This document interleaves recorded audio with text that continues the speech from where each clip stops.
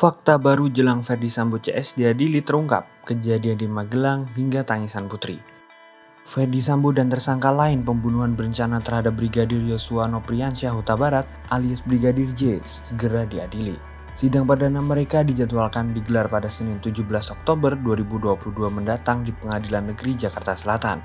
Selain Ferdy Sambo, para tersangka lain yakni Putri Chandrawati, Ricky Rizal dan Kuat Ma'ruf pun akan diadili di hari yang sama. Ada fakta baru yang terungkap jelang persidangan Ferdy Sambo CS.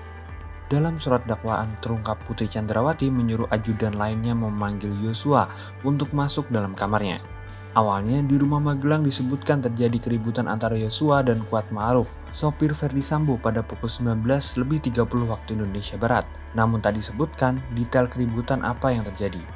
Setelahnya Putri menelpon Richard Eliezer atau Baradae dan Bribka Ricky Rizal Wibowo atau Bribka RR yang sedang berada di Masjid Alun-Alun Kota Magelang. Ia meminta mereka pulang ke rumah.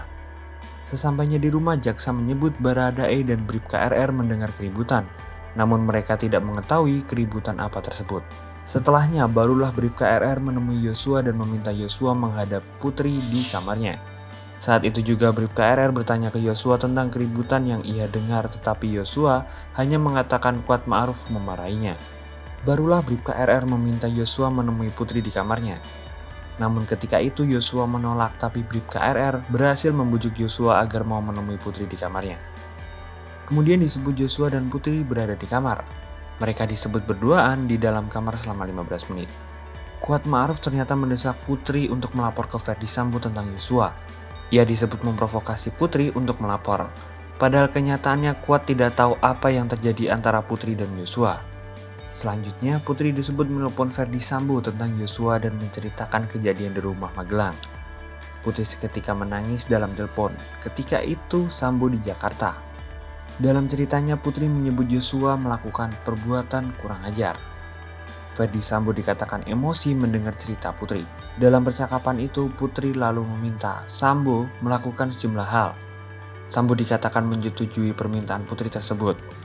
Setelah sampai di Jakarta, Putri menceritakan kejadian yang dialaminya itu di Magelang. Akhirnya terbongkar bagaimana awal mula Sambo menyebar rekayasa terkait pembunuhan Yosua. Yang menyebar rekayasa pertama ke Hendra Kurniawan. Disebutkan Sambo memerintahkan Hendra untuk segera datang ke rumahnya di Kompleks Perumahan Polri Duren 3, Pancoran, Jakarta Selatan karena ada suatu peristiwa yang perlu dibicarakan. Hendra tiba pukul 19.15 waktu Indonesia Barat. Saat bertemu Hendra Kurniawan, Sambo mengatakan istrinya dilecehkan. Dari sinilah dimulai Sambo merekayasa cerita sesuai dengan berita yang tersebar pertama kali. Sambo saat itu mengatakan Baradae membalas tembakan Yosua. Tembakan Baradae mengakibatkan Yosua tewas. Sambo merekayasa kasus saling tembak-menembak antara Baradae dan Yosua, padahal peristiwa itu tidak ada.